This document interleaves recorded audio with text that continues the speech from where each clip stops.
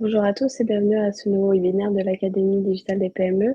Ce matin, on va voir comment vous pouvez vous démarquer grâce au digital avec Corinne et Eric de Digispin. Si vous avez des questions, n'hésitez pas à les poser dans l'onglet chat ou dans l'onglet questions, on y répondra à la fin. La présentation vous sera également envoyée dans la journée avec le lien du replay et un questionnaire de satisfaction. Je laisse tout de suite la parole à Corinne qui va se présenter ce sujet. Bonjour à tous, ravi d'animer ce nouveau webinaire de l'Académie digitale des PME. Quelques mots quand même sur ce programme. C'est un appel à projet qui a été lancé par France Num, financé par BPI France, et auquel effectivement Digispin a répondu au sein d'un consortium composé de 4 entreprises, la CPME Île-de-France, Cyberzen et DPO. Cyberzen plus spécialisé en cybersécurité, DPO sur tout ce qui va être gestion des données, autrement dit conformité au règlement RGPD, et Digispin, je dirais, sur tous les autres domaines de la, de la digitalisation de l'entreprise et de la transition digitale des PME et TPE. Voilà. Donc effectivement, aujourd'hui, nous sommes deux à présenter. Je vais rapidement donner la parole à Eric, notre président. Merci de, comme l'a dit Marine, de poser vos questions dans l'onglet peut-être questions, dans le chat de faire des remarques, ça nous permettra d'avancer sur ces différents sujets. Eric, je te passe la parole. Merci Corinne. Je suppose que tu m'entends. Oui. Et j'ai activé ma caméra. Très bien, écoutez, bonjour à tous. Merci de votre participation. Notre objectif aujourd'hui avec Corinne, c'est donc de revenir et de insister sur ce que sont des opportunités digitales très concrètes, actuelles, pour démarquer votre entreprise et pour trouver des approches compétitives sur un certain nombre d'aspects qui peuvent être vraiment bien supportés, bien accélérés par le digital. Alors tout ceci dans un contexte, en vous expliquant très rapidement qui nous sommes et donc finalement d'où nous parlons, si je puis dire. J'ai personnellement cofondé Digispin il y a un petit peu plus de 2 ans, et avec un objectif très très précis qui était d'accompagner les TPE, les PME en termes de conseils, et en s'appuyant d'une part sur une très grande diversité de compétences apportées par un certain nombre d'experts indépendants, certifiés par nos soins, associés à l'ensemble de la proposition de valeur de Digispin. Et nous avons aujourd'hui un petit peu plus de 150 consultants certifiés. Et tout ceci autour d'une plateforme digitale, en considérant que, les TPE et les PME souffraient, si je puis dire, d'un manque d'assistance, d'un manque d'intérêt même de la part des cabinets de conseil plus traditionnels, et qu'ensuite, comme nous parlions de digitalisation, il était important d'avoir aussi des approches et des réponses digitales dans nos propres modes de fonctionnement. Et avec un principe très clair qui est de dire finalement, au bout du compte, le digital représente beaucoup d'opportunités, mais représente aussi beaucoup de risques et surtout de réticences. Et donc, il est très important de mettre en œuvre un digital maîtrisé au service des objectifs de l'entreprise, qu'ils soient court terme ou plus moyen terme, qui s'appuie sur l'intelligence collective de ce qu'on appelle les parties prenantes, donc d'abord des employés, mais aussi des clients, des fournisseurs, des partenaires, et tout ça dans une démarche progressive et basée sur cette intelligence collective. Et ensuite, considérant qu'il est important aussi, et c'est ce que nous avons développé, d'avoir un réseau de partenaires solutions, c'est-à-dire de gens qui apportent des solutions digitales particulièrement innovantes et qui vont permettre d'obtenir des résultats très concrets. Alors, ce sur quoi je voudrais insister en introduction, c'est de dire ce qu'on cherche à partager avec vous, c'est une expérience menée, accumulée auprès d'un certain nombre de clients que nous avons accompagnés ces dernières années, et je dirais avec aussi beaucoup d'attention à ce qui s'est passé ces 2 dernières années, puisque la succession de la crise Covid, de la reprise économique, puis des nouveaux, je dirais, troubles nés de la guerre en Ukraine, de l'augmentation des énergies, etc., nous a amené à accompagner des entreprises qui étaient, bien entendu, très impactées par tout ce qui se passait, et nous a donné l'occasion de voir en quoi le digital pouvait aider ces entreprises à être plus agiles, à réagir plus vite, à être plus fortes, plus résilientes, et au bout du compte, bien entendu, à se différencier. Donc très rapidement, tout ceci en ce qui me concerne, c'est une aventure entrepreneuriale après, comme je disais tout à l'heure, lancé il y a un petit peu moins de 3 ans, et après une longue carrière, si je puis dire, plutôt que dans des grands groupes de technologie, télécom et innovation, télécom pardon, et informatique, et toujours centré sur la mise en œuvre des solutions de traitement de l'information pour l'évolution et la transformation des entreprises. Avant de continuer, je vais laisser la parole à Corinne qui va se présenter et qui est une de mes associées dans cette aventure DigiSpin. Bien, effectivement, moi j'ai aussi commencé la première partie de ma vie professionnelle à des fonctions de management commercial dans le secteur IT, des services et des logiciels. J'ai créé ma propre structure de conseil il y a maintenant près de 13 ans et j'ai rejoint DigiSpin il y a 3 ans maintenant, et en tant qu'associé conseil depuis 2 ans. Moi, je viendrai là pour vous parler dans ce webinaire d'un volet opérationnel de conseil, de ce qui s'est passé, de missions qui ont existé. Et mes spécialités, c'est de travailler sur effectivement l'adaptation des entreprises, en particulier aussi leur performance commerciale, donc tout ce qui va pouvoir doper de votre activité. Voilà. Je vous invite à aller voir aussi nos profils sur LinkedIn qui sont parfaitement documentés. Et je reprendrai la parole sur la fin de ce webinaire pour illustrer les propos d'Éric. À tout à l'heure.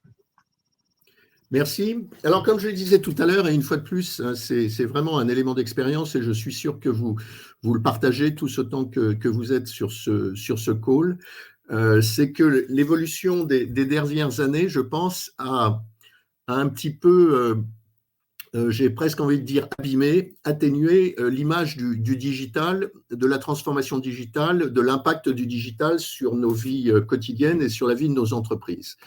Et ce qui est très frappant, c'est que de plus en plus, je pense, et en tout cas de façon plus exacerbée qu'il y a quelques années, on est face à des clients, ou on accompagne des clients qui finalement se posent trois questions, au moins 3 questions fondamentales, qui est de se dire, mais finalement, si je me lance dans cette évolution digitale, si j'accélère dans cette évolution digitale, est-ce que tout ça va m'apporter, et est-ce que ça va délivrer les promesses attendues? Donc, il y a très clairement une attitude un petit peu dubitative. La deuxième chose, c'est que de se dire, mais finalement, en tant que responsable d'entreprise, une fois de plus, qui doit prendre des choix éventuels d'accélération ou de résolution de problèmes avec plus de digital, c'est de me dire, je suis un petit peu confronté à 2 populations quand même un petit peu clivées. Le premier, c'est vraiment des espèces de bonimenteurs qui sont des dogmatiques du digital et qui expliquent que le digital va régler tous les problèmes. Des agences marketing qui disent mettez en œuvre ce système ou mettez en œuvre cette approche et vous allez voir, vous allez générer tout d'un coup énormément plus de commandes ou plus de contacts, etc. Et donc des gens un petit peu dogmatiques. Et puis par rapport à ça, des gens qui bien entendu professent et sont très obsédés par tous les risques du digital sur les données, sur l'automatisation des process et donc la réduction de l'emploi, etc., etc. Et donc finalement, il y a un choix souvent que se posent les gens que nous accompagnons, c'est de dire, mais est-ce que finalement, le plus grand risque que je prends, c'est de rester immobile pour l'instant, un espèce d'immobilisme méfiant, ou bien dois-je être plutôt dans l'accélération et de façon confiante, Donc, j'oppose un petit peu les deux de façon volontaire en disant, mais finalement, un immobilisme méfiant ou une accélération confiante, où est le plus grand risque? Non pas dans l'absolu, mais surtout pour le devenir de mon entreprise, pour le développement de mon entreprise, etc. Donc, je voulais insister sur ce constat. Et une fois de plus, c'est une évolution importante, je considère, de ces dernières années, qui est d'être confronté et de se poser ce genre de questions. Et une fois de plus, par rapport à des choix de digitalisation accélérée ou de digitalisation plus forte. Alors, il est vrai aussi que le recul montre que les statistiques ne sont pas très impressionnantes en ce qui concerne les entreprises qui se sont lancées dans les transformations digitales. D'après une étude, là, c'est la source précise, c'était une étude du Boston Consulting Group, du BCG, donc qui est très large en 2020. Et on trouve des études aujourd'hui plus récentes, mais qui confirment ça et qui sont un petit peu plus territoriales, si je puis dire, en particulier sur la France, et qui confirment absolument que, en gros, 2/3 des transformations digitales, donc de ce qu'on appelle une transformation digitale, une fois de plus, ça ne veut pas dire que c'est une révolution, mais comme je le disais tout à l'heure, une prise en compte plus large, une mise en œuvre plus large du digital, n'atteignent pas les objectifs fixés. Ça ne veut pas dire qu'elles n'en atteignent aucun, mais ça veut dire que le résultat est mitigé. Et le deuxième point, c'est que toute la littérature, si je puis dire, une fois de plus, que ce soit des études, que ce soit des statistiques, et les publications que vous pouvez lire, en gros, considère toujours qu'il y a 2 facteurs majeurs d'échec ou de réussite partielle. La première, c'est tout ce qui est autour de la dynamique projet, de la discipline projet, mauvaise définition des objectifs, mauvaise définition de la façon de faire, mauvaise façon de s'organiser pour faire, mauvaise façon de piloter ce qu'on peut appeler le projet, même si c'est quelque chose de petit ou quelque chose de plus grand. Donc, tout ce qui est autour de la discipline, comme je dis, projet, pour réaliser finalement un objectif quel qu'il soit. Et puis la deuxième dimension très importante et très exacerbée quand on parle du digital, c'est la prise en compte très insuffisante du facteur humain. C'est exacerbé dans le digital parce que l'impact sur l'humain du digital, comme je le disais tout à l'heure, est positif quand il améliore son quotidien, mais crée aussi un certain nombre de craintes, de réticences et de risques. Alors, nous avons un autre webinaire sur la prise en compte très insuffisante du facteur humain. C'est un sujet aussi sur lequel on a pas mal travaillé avec nos entreprises, mais ici, nous allons nous polariser plutôt sur la façon de bien organiser, de bien mettre en place la discipline projet ad hoc pour obtenir des résultats rapides, efficaces et concrets. Alors, il est clair aussi, je vous parlais de l'expérience sur le fait que l'attitude des clients est mitigée, que les résultats des projets sont aussi mitigés, si je puis dire, mais ça ne change rien à une certitude qui est très forte et qui est un point de vue que nous avons très fortement au sein de notre communauté DigiSpin, puisqu'il s'agit, comme je le disais tout à l'heure, d'une communauté, c'est que de toute façon, il est absolument critique et nous sommes là pour accompagner les entreprises dans la reprise en main de la transition digitale. L'enjeu est colossal, il n'y a aucun doute là-dessus, parce que le mouvement est irréversible. Et donc ça, je dirais, c'est un principe cardinal que nous partageons, qui, je pense, est essentiel pour chacun de vous, d'ailleurs, quelle que soit la réalité de son entreprise ou la réalité de son métier personnel en tant que consultant, en tant qu'indépendant, en tant qu'agence. Le mouvement, il est irréversible parce qu'il est terriblement tiré à la fois par l'évolution de la demande des clients, et donc ce que les clients attendent de l'entreprise. Il est tiré par ce qu'attendent les employés, les équipiers, dans l'évolution de leur mode de travail, dans l'évolution de leur relation au travail, dans l'évolution de ce qu'elles attendent de l'entreprise, du sens qu'elles attendent dans l'entreprise. Et puis, la réglementation, comme on le sait, est également en évolution permanente en termes de contraintes, souvent, mais que ces contraintes aussi impliquent et ont des gros impacts sur les modes de fonctionnement, sur les procédures à respecter par les entreprises, etc. Donc, il ne faut avoir aucun doute là-dessus, c'est irréversible. Et donc, le sujet, ça n'est pas de l'éviter, c'est bien de prendre en main cette transition digitale qui est impérative. Comme on parle beaucoup d'énergie en ce moment et d'énergie nucléaire, d'ailleurs, j'ai fait un post à ce sujet-là récemment, et un de nos grands aussi messages, c'est de dire qu'il est impératif de ne pas rester dans ce que j'appelle ce syndrome de l'énergie nucléaire.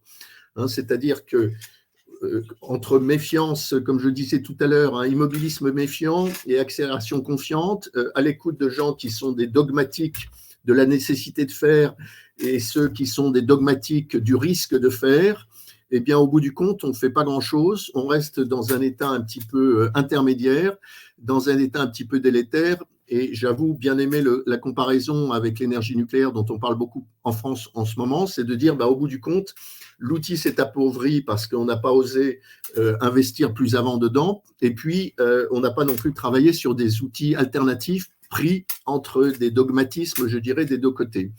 Et je pense, et je veux partager aussi, une fois de plus pour chacun d'entre vous, que c'est un risque majeur dans un certain nombre d'entreprises, d'être un petit peu victime de ce syndrome, si je puis dire, et au bout du compte, donc d'avoir un traitement de l'information, un outil informatique, pour parler concrètement, qui s'appauvrit parce qu'il n'est pas à l'état de l'art, et puis finalement, il permet de fonctionner, et puis de pas du tout avoir travaillé sur la mise en œuvre d'approches un petit peu nouvelles.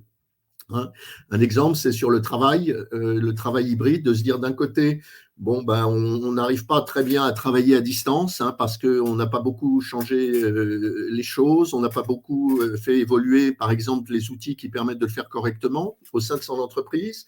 Et puis, eh bien, de ce fait-là, on s'est mal adapté au fait que pour attirer des nouveaux talents, il faut savoir leur offrir une façon de travailler différente, que nos clients revendiquent de faire un certain nombre de choses à distance, etc. Et donc, on est au milieu. Et donc, une fois de plus, tout notre message, en conclusion, sur ce point-là, c'est de dire oui, non, c'est irréversible. On ne peut pas se satisfaire pour le devenir de son entreprise de rester dans un espèce d'état intermédiaire. Et donc, il faut y aller à fond. Il n'y a aucun doute là-dessus. C'est un moment, et la crise nous l'a rappelé, je pense, puisqu'elle permet de faire alterner un stop de l'économie, puis une reprise rapide de l'économie, puis une nouvelle dégradation. Et elle a bien montré, je pense, que les gens qui étaient plus digitalisés étaient d'abord beaucoup plus agiles, et que finalement, face à ces incertitudes, et dont on pourrait dire qu'elles vont certainement augmenter dans les années qui viennent, les temps incertains, si je puis dire, eh bien, l'agilité est essentielle. Et donc, il faut aller à fond dans la digitalisation, mais dans sa digitalisation, pour en particulier développer l'agilité qui est nécessaire au développement d'une entreprise dans un monde et dans une économie beaucoup plus incertaine. Et donc, ce que je traduirais en détermination, il faut la volonté d'y aller, pragmatique, parce qu'il faut absolument partir des faits, de la possibilité de faire, des résistances à faire, etc. Et bien entendu, éviter ce que j'appellerais une précipitation dogmatique, c'est-à-dire de dire on y va parce qu'il faut y aller. Non, il faut être déterminé, mais il faut trouver, on va essayer de partager avec vous un certain nombre de recettes pour y aller de façon très pragmatique et donc au bout du compte, pour le bien de son entreprise et pour le développement de son entreprise. Et donc pour ce faire, notre approche, notre méthode se structure de la façon suivante et dont j'espère qu'elle va aussi vous inciter un petit peu à vous inspirer, si je puis dire, ou à réfléchir par rapport à ce que vous faites déjà ou ce que vous auriez envie de faire plus avant. Alors, il y a un premier point, je pense, qui est très, très important, et là aussi qui s'est forgé avec l'expérience. On a réalisé que le mot transformation pouvait être inadapté dans un certain nombre de cas et même pouvait être problématique dans un certain nombre de cas. Et donc, il y a une première question qui doit être posée par rapport à l'évolution soit de son entreprise en tant que telle, dans sa totalité, soit une activité, un business particulier, enfin ça s'applique un petit peu à tout, c'est de se dire, mais finalement, est-ce que mon souci, est-ce que mon ambition, à ce moment-là de la vie de mon entreprise, c'est de conduire et de faire une adaptation, d'adapter mon entreprise à la réalité qui évolue? Est-ce que c'est de la faire évoluer, et dans un sens bien entendu positif, ou est-ce qu'il faut que je transforme? Et ça, comme je le disais tout à l'heure, que ce soit pour mon entreprise, pour une activité de mon entreprise, et que cette entreprise soit une TPE ou une PME ou déjà une ETI. Et bien entendu, tout ça, cette question doit se poser en disant, et pour ce faire, comment vais-je utiliser le levier digital? Et ça c'est une décision et une réflexion qui est assez fondamentale et qui est très structurante. Elle est bien entendu basée sur le fait qu'il faut une mise en balance, une comparaison bien factuelle, bien documentée, de se dire il y a des choses qui me poussent à l'extérieur, ce que j'appelle des lignes de force, et il y a des capacités en interne. Donc, autrement dit, il y a des choses souvent externes, parfois un petit peu internes, mais que ce soit la pression concurrentielle, la pression des clients, la pression de la réglementation, qui vont me forcer à évoluer. Et puis, il y en a aussi de l'interne. Par exemple, un exemple type et qui est très, très fort en ce moment, c'est la capacité d'attirer des talents, et en particulier des talents nouveaux et jeunes. Mais il faut mettre ça en balance avec votre capacité d'adaptation, capacité intérieure. Parce qu'au bout du compte, que ce soit une adaptation, une évolution, une transformation, ça se fera avec vos équipes. Et donc, un des points essentiels de la décision, c'est la capacité et l'évaluation de la capacité de vos équipes actuelles par rapport à l'adaptation, l'évolution ou la transformation. Les lignes extérieures, comme je le disais tout à l'heure, sont souvent des contraintes, parfois des opportunités. Mais c'est bien entendu les attentes du marché, les attentes de tout votre écosystème, de partenariats, de fournisseurs. Comme je le disais tout à l'heure, vous avez besoin de talents, quels qu'ils soient, pour continuer à développer votre entreprise. Quelles sont les attentes de ces talents? L'évolution du cadre réglementaire, j'en parlais tout à l'heure, et puis pour ceux qui dépendent d'actionnaires ou de financeurs, quels qu'ils soient, de banquiers, d'investisseurs, de cercles plus familiaux, de patrimoine personnel, eh bien, c'est de se dire, mais finalement, quelles sont les attentes par rapport à cette logique plus de financement? Donc, c'est très important de faire ça. Et une fois de plus, j'insiste de façon systématique. C'est un sujet sur lequel on pense toujours avoir très clairement les idées en tête. Et en fait, il faut faire l'approche de façon très, très systématique, très basique, très factuelle. Et puis ensuite, bien entendu, ce que je disais tout à l'heure, quelle est la capacité de mes équipes en termes d'adaptation, d'évolution, de transformation? Et en particulier, lorsque ce qui va permettre d'évoluer, c'est la technologie digitale, c'est l'implication des technologies digitales, c'est l'innovation digitale quelque part. Et là aussi, ce n'est pas des jugements de valeur, ce sont des évaluations pour décider au bout du compte ce qu'on peut faire à court terme et si on veut faire d'autres choses à plus moyen terme, ce qu'il faudra mettre en œuvre comme action, en particulier pour développer les capacités. La deuxième question, bien entendu, c'est de se dire quel délai et quels moyens je me fixe. Alors là aussi, ça paraît très, très enfantin, très basique, mais c'est fondamental. Soit dit en passant, c'est fondamental par rapport à toute démarche qu'on appelle démarche agile. C'est un terme qui a été développé dans le cadre de l'informatique d'abord et des projets informatiques, mais qui est bien plus général que ça, et de se dire, il faut que je définisse une enveloppe globale, et après j'avance au sein de cette enveloppe, et cette enveloppe, elle est essentiellement faite du temps que je me donne, et pour réaliser ce que j'ai envie de réaliser dans le cadre d'un projet, et puis les moyens que je vais y consacrer. Et les moyens à consacrer, très souvent, le point le plus fondamental, ce n'est pas tant les euros que je vais pouvoir mobiliser, que le temps que je vais pouvoir mobiliser de la part de mes équipes et de la part d'un certain nombre de contributeurs dont je vais avoir besoin.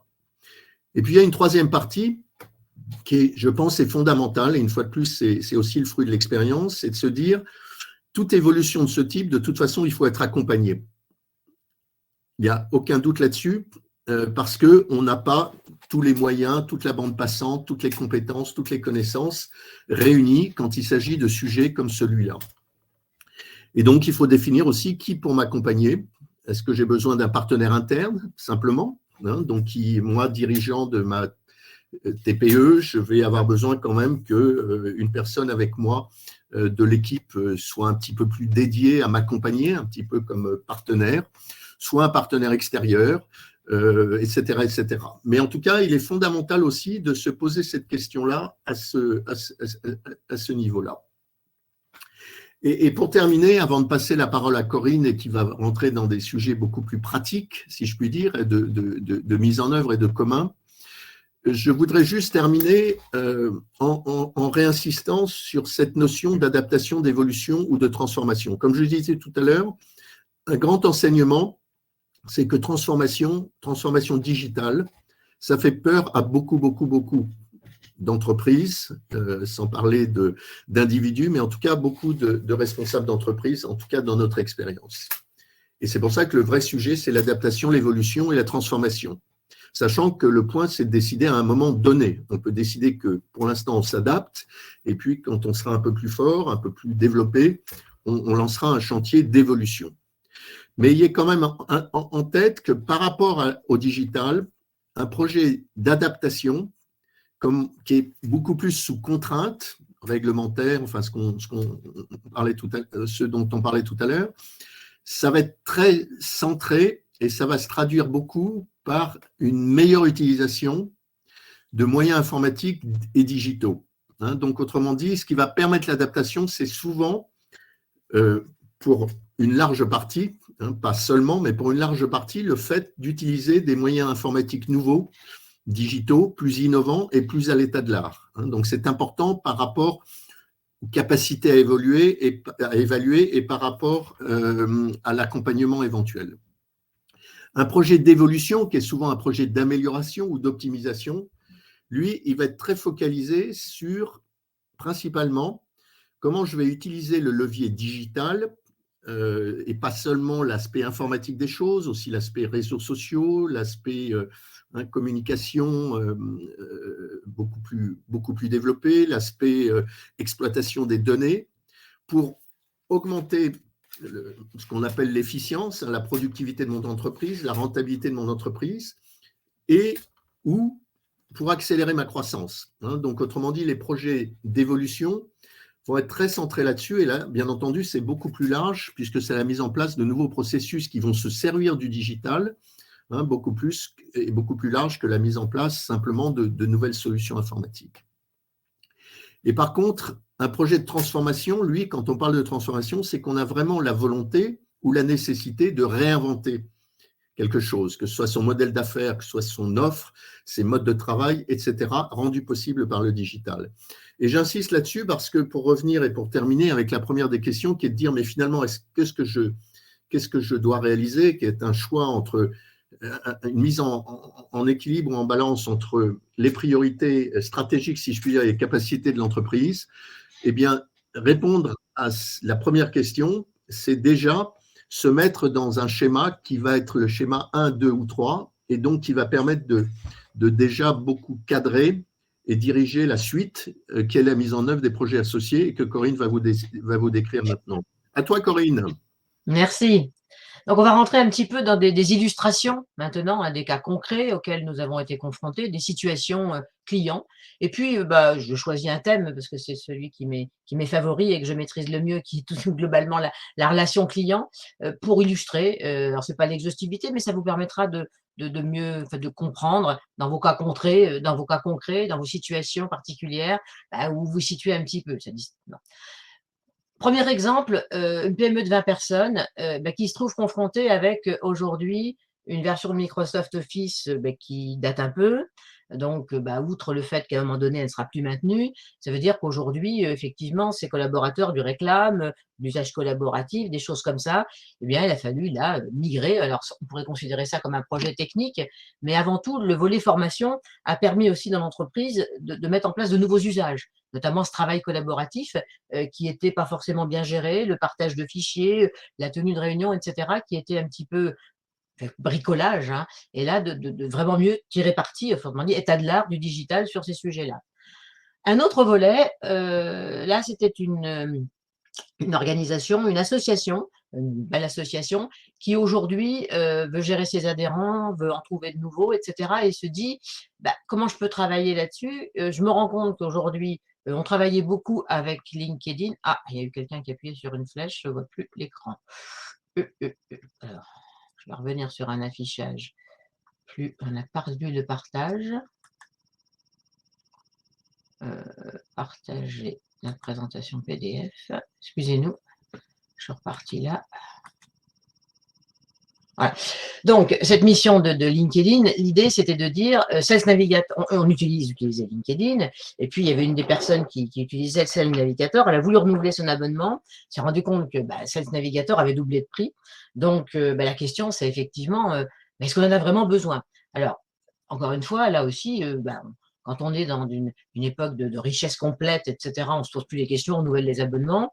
Mais quand on cherche à travailler plus en mode frugalité, dépenser de l'argent, il faut toujours se poser des bonnes questions. Donc là, il y a un diagnostic, comment vous travaillez aujourd'hui, comment vous pourriez faire mieux, etc. Et puis, en fonction des choix qui vont être faits, est-ce qu'il faut le maintenir pour tout le monde ou pas, et bien formation et puis accompagnement des nouveaux commerciaux. Et là, les nouveaux commerciaux s'adaptent effectivement à ce nouveau travail. Alors, on ne parle pas encore de transformation parce que c'est quand même bien limité à un sujet, voilà. Et puis, il y a ce qu'on appelle chez Digispin, on aime bien appeler ça des missions sauvetage. C'est-à-dire que là, faut faire vite, il faut aider le client qui a déjà essayé de faire tout seul mais qui n'y arrive pas pour plein de raisons. Et là, c'était une TPE du secteur événementiel qui a été très impactée par la crise Covid. Donc TPE, événementiel, on arrête tout. Donc ça veut dire les effectifs réduits tout petits, les locaux supprimés, tout le monde retravaille chez lui, et on a un fonctionnement ralenti pendant des mois. Et puis avec la reprise, les choses repartent très vite. Donc là, comment dirais-je, le fait de ne pas avoir des choses qui soient automatisées deviennent très vite pénalisante, d'où l'idée d'aller vite, parce que cette activité repart à toute vitesse, et l'objectif, c'est de doubler maintenant le chiffre d'affaires. Donc, bah, il faut se douter d'une solution CRM, mais CRM étendue, c'est-à-dire c'est pas uniquement, pour gérer la relation commerciale, mais c'est pour construire des offres, c'est une agence événementielle qui gère d'extrêmement gros projets, hein, c'est très qualitatif sur des gros projets, voilà. Eh bien, la première étape, ça a été de dire: «Ben, on va faire un benchmark du marché entre des solutions logicielles standards et puis, entre des solutions métiers». Alors qui quelquefois ne sont pas aussi, bon, c'est une mission que j'ai faite, donc c'est pour ça que je vous en parle, mais, qui ne sont pas toujours, à la hauteur au niveau, des fonctionnalités attendues, mais qui par contre sont plus, ont une ergonomie plus importante. Donc il faut faire le choix entre l'ergonomie, top niveau, entre de belles propositions commerciales qui peuvent être faites avec des outils et puis en du fonctionnel. Donc mais il faut quand même aller vite. C'est ça qui est important parce que l'objectif, il faut pas le perdre de vue, c'est bien de doubler le chiffre d'affaires. Donc voilà des adaptations là, 3 exemples d'adaptations, sur ce type de soit du technique pour la partie, Microsoft Office, soit effectivement tourné vers, le volet commercial. Autre exemple, alors, un exemple d'évolution ou d'optimisation. C'est un organisme de formation, qui, a décidé de mettre en place une nouvelle plateforme, et qui, bah, aujourd'hui, a demandé effectivement à une agence de développer un site, mais, son site, il est peut-être assez bien, mais, autrement dit, aujourd'hui, la notoriété ne l'est pas, même s'ils ont pris l'ancien domaine, il n'était pas terrible, c'est-à-dire qu'aujourd'hui, ils ne recrutent pas beaucoup de nouveaux apprenants grâce à ce site ou de partenaires. Donc, ben là, c'était comment développer rapidement le travail du site. Donc, ben, un diagnostic sur 3 actes qui est aussi bien technique que contenu, que de trouver aussi du net LinkedIn. Et donc là, c'est un volet complet de diagnostic qui permet effectivement, en fonction, et là c'est très important parce que l'idée, c'est pas de dire on va tout mettre en place et voilà, et l'addition étant, mais le diagnostic va s'appuyer aussi sur les moyens de l'entreprise, qu'ils soient humains ou qu'ils soient financiers, pour que bah, le projet puisse aller, je dirais, au rythme où il doit aller, hein. C'est-à-dire qu'effectivement, il ne s'agit pas de dire hier je ne faisais aucun contenu, je n'avais pas de blog, etc. Mais de regarder, de bâtir une stratégie éditoriale, par exemple, où il vaut mieux avoir de la régularité et produire quelque chose de qualité tous les 15 jours, plutôt que de dire je vais poster tous les jours quelque chose qui ne soit pas forcément bien. De la même manière pour le net LinkedIn, je vous rappelle ce que c'est le net LinkedIn pour ceux qui ne le sauraient pas, c'est effectivement la capacité d'arriver sur votre site, de faire référence, d'arriver sur votre site depuis des liens qui sont sur des sites partenaires et réciproquement. Donc tous ces échanges-là, bah, au début, on peut se contenter de certains annuaires banalisés et ensuite plutôt travailler avec des gens que l'on connaît, etc., et monter en puissance au fur et à mesure que le système devient vertueux, hein, parce que plus on a de prospects, plus on aura de budget, plus on avancera. Donc l'idée, c'est effectivement bien de dresser le tableau de ce qu'il y a à faire au client, d'où le diagnostic, mais ensuite dans la mise en place, vraiment de toujours s'adapter à au rythme du client, hein, c'est-à-dire être compatible avec ses moyens et puis aussi avancer avec ce qu'on appelle chez Digi, enfin, tout le monde appelle ça comme ça, mais nous on aime bien travailler sur 2 sujets que sont le try and learn, c'est-à-dire on essaye de faire quelque chose, on voit, on le fait à petite échelle et lorsque ça marche, on le généralise. Et puis l'autre chose, c'est aussi de travailler avec ce qu'on pourrait appeler la méthode des petits pas, c'est-à-dire avec des petits changements qui font que ça permet notamment dans les adaptations, c'est vrai, et en phase d'évolution, d'optimisation, ça l'est encore plus. C'est-à-dire qu'on ne va pas faire des révolutions, mais on va faire des changements qui vont apporter du confort aux utilisateurs, qui vont les aider dans la vie de tous les jours, supprimer les irritants, et puis au fur et à mesure, ça va augmenter la performance de l'entreprise, augmenter cela, hein, sur différents sujets. Autre exemple de projet d'évolution, d'optimisation, dans un contexte complètement différent, une start-up du monde de l'audiovisuel en hypercroissance, plus ce qu'on appelle les CDD d'usage, hein, c'est les intermittents du spectacle qui travaillent sur telle ou telle production, etc. Donc des gens qui partent, qui reviennent, qui travaillent sur telle ou telle chose, et avec une gestion RH sous tableur, extrêmement chronophage et pas de solution qui répond. Donc on les a rencontrés avec, par contre, quelque chose, des processus extrêmement bien cartographiés. On voit où il peut y avoir des tableaux Excel, on voit où il y a de la ressaisie, on voit il y a des choses. On commence à travailler en optimisation, c'est-à-dire que, bah, effectivement, quand on a travaillé, quand on les regarde, quelquefois, sont mélangées à la fois des données pures et puis je dirais des tableaux de bord, c'est-à-dire des données qui sont recalculées et ça on peut toujours le faire à tout moment, c'est pas la peine de le stocker. Donc, des problèmes d'architecture à remettre en place. Mais là, on parlait tout à l'heure, Eric, vous parliez tout à l'heure de solutions innovantes. quand on parle de solutions innovantes à une start-up, croyez-vous qu'il arrive, ils sont évidemment partants et convaincus que cette solution no-code leur permettra plusieurs choses, c'est-à-dire déjà de répondre de manière exacte aux besoins. Et ça, je pense que quand on veut aller vite, mission sauvetage, hein, c'est-à-dire aller vite, trouver vite une solution, eh bien, on veut pas pour autant passer à côté de ses besoins. Donc c'est une réponse exacte aux besoins et c'est un délai de mise en place très rapide, hein, puisque par rapport à des solutions du marché qui auraient peut-être pu couvrir leurs besoins avec des spécifiques, avec des choses, les coûts sont divisés par 10, par 50 en fonction de ce qu'on fait. Et en tout cas, on va travailler avec eux aussi de manière extrêmement collaborative. Et ça aussi, c'est un marqueur, on va dire, de ce qu'on appelle la transition numérique, c'est que le fonctionnement avec ces équipes doit être différent. C'est-à-dire que dans ce projet, pour vous citer cet exemple, je vais illustrer mes propos par l'exemple, il y a d'une part le DAF qui travaille, mais il y a aussi la DRH.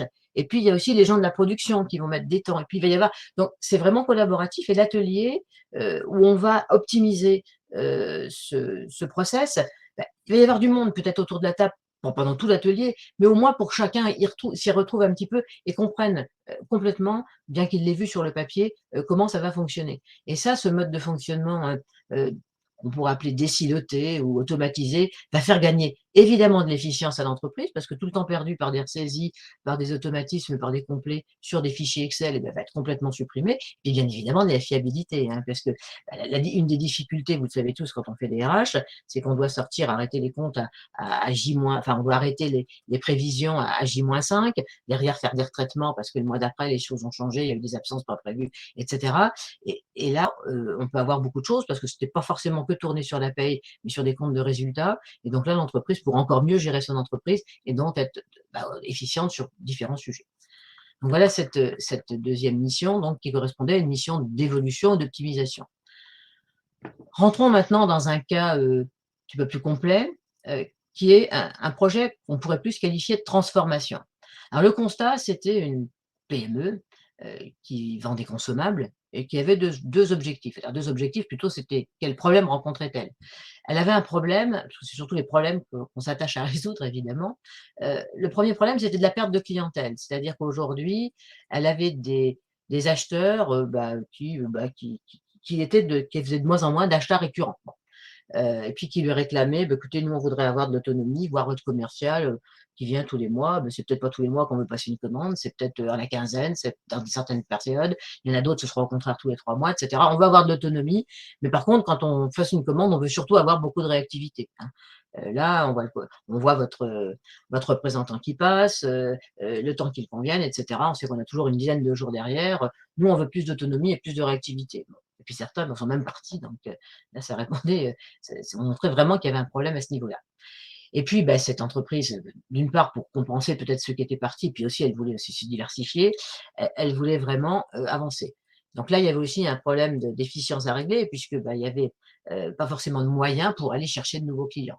Mais globalement, donc l'idée, c'était de transformer toute cette organisation pour que ça marche bien.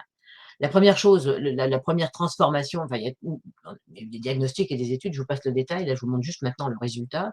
Donc le résultat, c'était qu'effectivement, transformer le canal de vente client, j'ai bien dit client et pas forcément prospect, on y reviendra derrière, c'est-à-dire qu'il y a eu un site de vente en ligne destiné aux clients qui ont déjà des conditions négociées. C'est-à-dire que les clients, pour tout ce qui va être réapprovisionnement, sont complètement autonomes.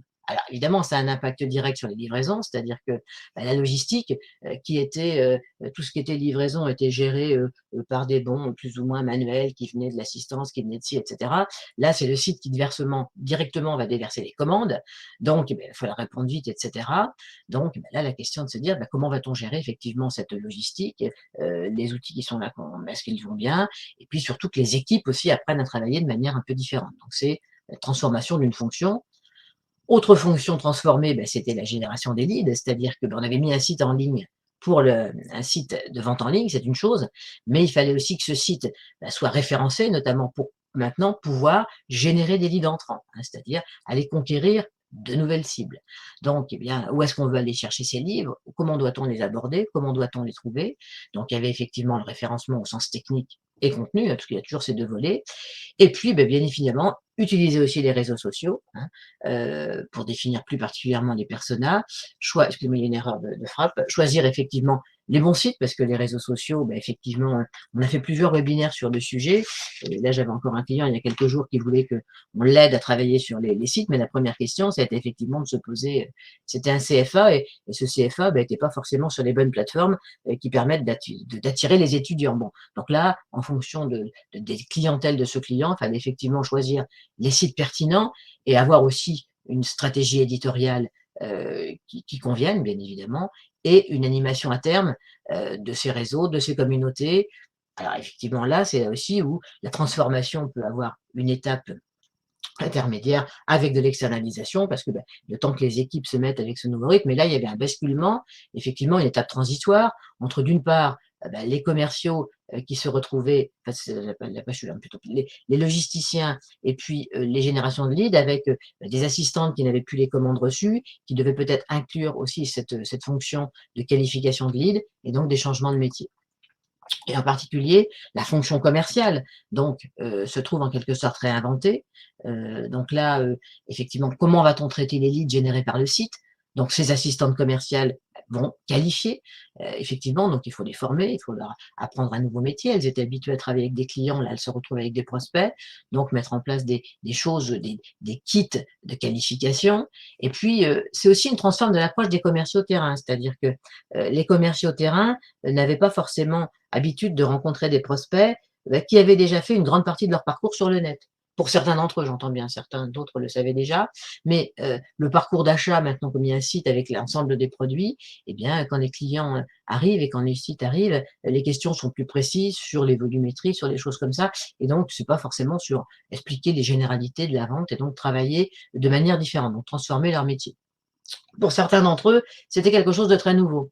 Pour les plus jeunes, bien évidemment, cette souplesse avait été acquise et ils avaient déjà ça en tête depuis longtemps. Mais il faut penser qu'il y avait aussi il y avait des agents aussi qu'il a fallu mettre un petit peu de manière différente et voilà.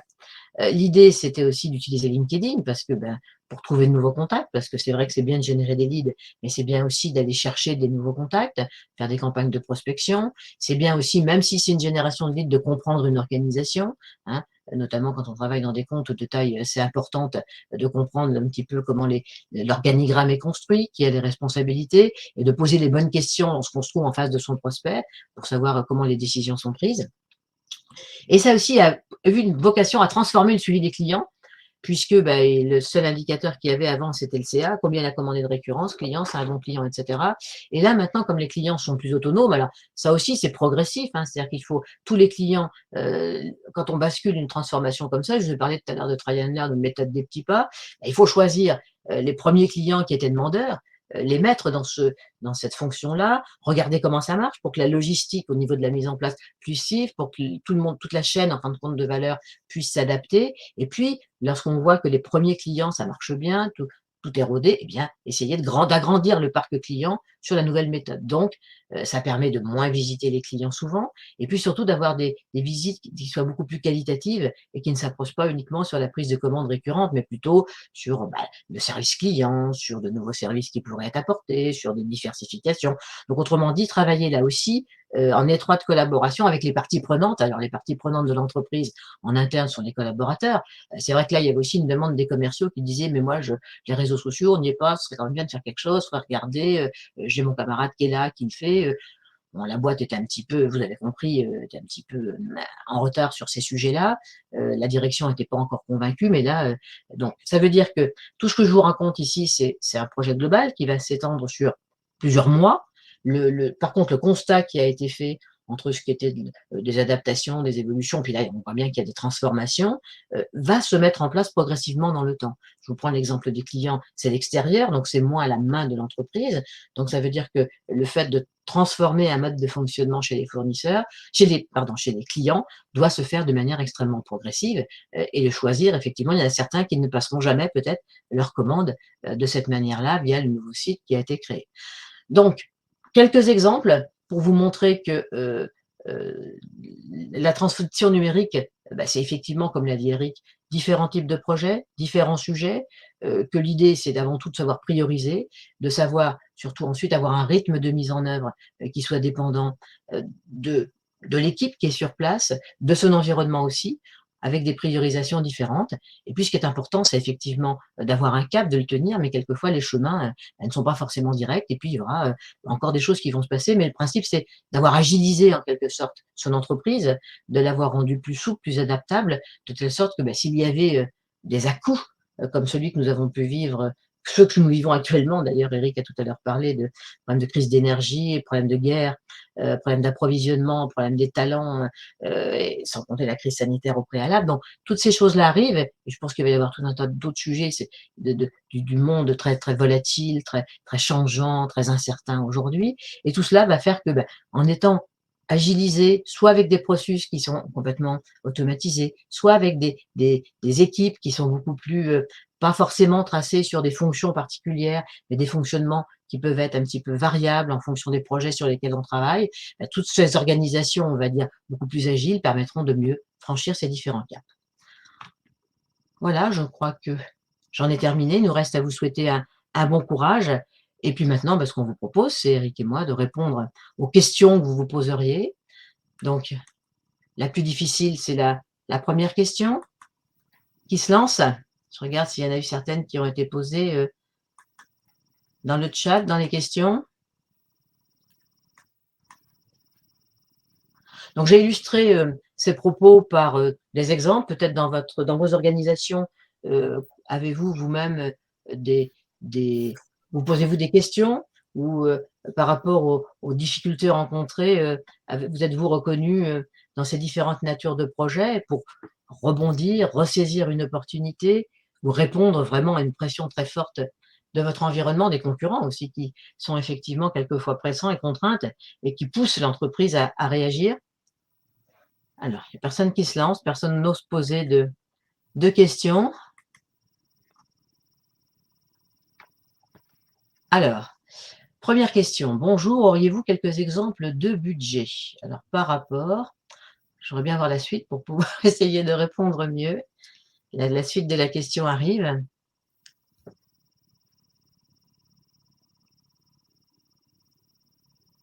Par rapport aux exemples décrits ce jour. Ah, alors, par rapport aux exemples décrits ce jour, alors tous ont été faits, pas faits, c'est des situations que je vous ai montrées. Les budgets, ça dépend de plein de choses. Ça dépend, on vous a dit tout à l'heure que notre idée, c'était de faire des diagnostics complets. Donc les diagnostics, quand on en fait, c'est des diagnostics qui vont se faire en quelques jours. Donc c'est des budgets de quelques journées de prestation de consultants, donc je vous laisse à peu près avoir des idées. Ensuite, les mises en place, tout à l'heure, je vous ai dit qu'on travaillait surtout en mode try and learn, en méthode des petits pas. Donc les petits pas, on les fait en fonction, je l'ai dit, des moyens et des moyens humains et financiers de l'entreprise. Donc en fonction des sujets, ça peut être, je peux prendre l'exemple du choix de la solution CRM. C'est un projet qui est en cours aujourd'hui. Par rapport au cahier des charges qui avait été fait, par rapport, et cetera, aux choses, pour l'aide au choix du logiciel, on a dû dépenser de l'ordre de 4 demi-journées à peu près. Là, on est sur le point de choisir, et derrière, il va y avoir l'assistance en face, donc l'assistance de la maîtrise d'ouvrage pour caler le projet, pour aider à définir des choses. On va repartir en gros pour 4-5 demi-journées encore. Voilà. Donc, c'est des choses, ça veut dire que là, en une dizaine de demi-journées, la question aura été faite, et c'est aujourd'hui une entreprise qui fait un chiffre d'affaires d'un peu plus d'1 million, 1,5 million, je crois. Et l'idée, c'était d'avancer à leur vitesse. Et là, la cliente, j'ai encore échangé avec elle hier soir, elle me disait mais Corinne, si vous avez besoin d'une demi-journée de plus, n'hésitez pas à me le dire, parce que moi, j'ai envie qu'on aille voir plus en profondeur telle ou telle chose. Voilà. Donc, on travaille avec les clients, pas avec des budgets colossaux. On arrive à faire des choses, on avance. Et l'idée, c'est de s'adapter. Maintenant, quand je vous parle de la start-up qui a 100 personnes et qui est en hyper-croissance, là, on va privilégier la rapidité, on va vouloir faire les processus parce qu'ils veulent gagner du temps. Donc le budget, bien que ce soit du no-code, et déjà, on va faire un premier, ce qu'on appelle proof of value, c'est-à-dire c'est pas un proof of concept qui est théorique, c'est vraiment un proof of value, c'est-à-dire que les premiers process, on va les faire. En 2 jours, on va déjà leur faire pas mal de process. Donc, on n'est pas dans des budgets colossaux. On est ici, aujourd'hui, on s'adresse à un public de TPE et de PME, et l'idée, c'est de s'adapter à leur structure de tous. Maintenant, pour revenir à notre start-up, qui, elle, fait 10 millions d'euros de chiffre d'affaires et qui veut aller très très vite, eh bien, peut-être décideront-ils, une fois qu'on aura fait les premiers process avec eux, qu'ils auront bien compris comment ça fonctionne, de dire on veut aller vite, faites-nous tous les process plutôt que de les faire en co-construction ou de nous les faire plus tard. Et donc, il y aura un budget à la clé. Mais vraiment, c'est à chaque fois, ça dépend du type de projet et de la structure avec laquelle on avance. J'espère avoir répondu à vos interrogations. Effectivement, merci Émile. Une autre question?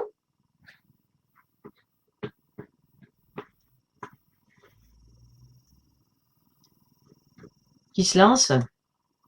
Les participants sont tous restés là, donc je pense que ce qu'il y a, c'est que peut-être il y aurait des précisions.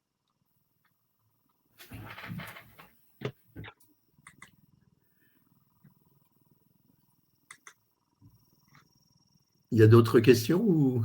Je n'en vois pas pour l'instant ni sur le. Je vais peut-être me permettre un commentaire de conclusion, en fin de conclusion, en tout cas un petit ajout, par rapport une fois de plus à tout ce qu'on rencontre aujourd'hui en termes d'entreprise, etc. Et je pense que la plupart des gens qui sont sur ce webinaire le partagent. Il est intéressant aujourd'hui de constater que la plupart des chefs d'entreprise, et d'ailleurs qu'elles soient grandes ou vraiment très petites, sont bien plus préoccupés de la difficulté à recruter que de la situation économique et du risque qu'elle fait peser sur leur entreprise. Et c'est très intéressant de voir que ça concerne tous les métiers. Le sujet, ce n'est pas de trouver des hyper compétents en ceci, des ingénieurs en cela, mais c'est à tous les niveaux des compétences, des connaissances ou même du personnel qui va pouvoir permettre d'ouvrir le restaurant aussi bien que de souder les pièces difficiles de la machine qu'on fournit. Et je reviens juste là-dessus pour réinsister parce que c'est une préoccupation majeure et l'aspiration de ces talents, dont la plupart est jeune quand même, est plus jeune, est vraiment essentielle. Et j'insiste aussi sur on parlait tout à l'heure de try and learn, hein, sur le constat qu'on fait, c'est que la nécessité aussi et l'opportunité d'utiliser le digital, d'utiliser une certaine digitalisation de son entreprise, quel que soit le sujet, pour attirer les talents, si je puis dire, et pour confirmer aux talents qu'on est à la fois innovant et en même temps dans une logique très maîtrisée du digital, donc respectueux des valeurs associées, respectueux de le maîtriser, respectueux de tout un tas de choses. Et il y a quelque chose de très frappant, c'est que pour attirer des talents aujourd'hui, on ne peut pas ignorer la question digitale et leur aspiration, comme je disais tout à l'heure, qui est à la fois sur l'innovation et à la fois sur le fait que les valeurs véhiculées par une digitalisation sont conformes à l'idée quand même que se font de plus en plus, en particulier les jeunes, sur ce que doit être notre société. Donc, j'insiste un petit peu là-dessus parce que c'est un changement important. Il y a 1 an et demi, la préoccupation majeure, c'était comment survivre à travers ces crises et retrouver un chemin de développement. Bon, c'est toujours vrai, mais vraiment, la difficulté de recruter est devenue majeure et dans tous les métiers, dans tous les types d'entreprises et dans tous les métiers. Voilà juste ce que je voulais un petit peu ajouter puisqu'on avait un petit peu de temps. Bien, mais je ne vois pas de nouvelles questions. Non. Donc, il nous reste à vous remercier. Oui, moi, je vous remercie d'abord à tous les deux pour la présentation. Je ne sais pas si tu avais fini, Corinne. S'il y a des questions complémentaires sur lesquelles vous souhaiteriez avoir des précisions qui sont plus proches à votre contexte, n'hésitez pas à nous envoyer votre question à l'adresse qui figure ici, adpme@digispin.io. Le mois prochain, 2 webinaires. Un sur le thème du développement commercial, animé par Digispin, j'entends. Un sur le thème du développement commercial, comment effectivement, vraiment pour booster son développement commercial, 4 points sur lesquels il faut être particulièrement vigilant. Et puis aussi tout ce qui a trait à la publicité payante. Là, la publicité, c'est forcément un petit peu payante, plus que de la notoriété gratuite, mais en tout cas sur l'événement payant que l'on a sur Internet, où là, mais c'est pareil, ce sera un consultant spécialisé sur la matière qui interviendra et qui vous donnera des règles bien particulières pour comment s'en sortir et comment s'en servir à bon escient. Et là aussi, même pour les petites entreprises. Je crois qu'il y a un autre webinaire aussi sur le thème de la cybersécurité, Marine, c'est ça? Oui, c'est ça. Je vous enverrai à tous toutes les informations par mail, comme d'habitude. Voilà, Et du coup, je écoutez, vous envoie n'hésitez pas. Voilà. Autre sujet majeur, hein, puisque sous ce terme un peu barbare se cache un risque pour tous les types d'entreprises, qu'elles soient petites ou grandes. Voilà, bah, écoutez, merci de votre attention. Merci. Bonne Je vous journée. envoie Au tous revoir. par mail la Au revoir. présentation ainsi que le lien du replay. Bonne journée à tous. Au revoir. Au revoir.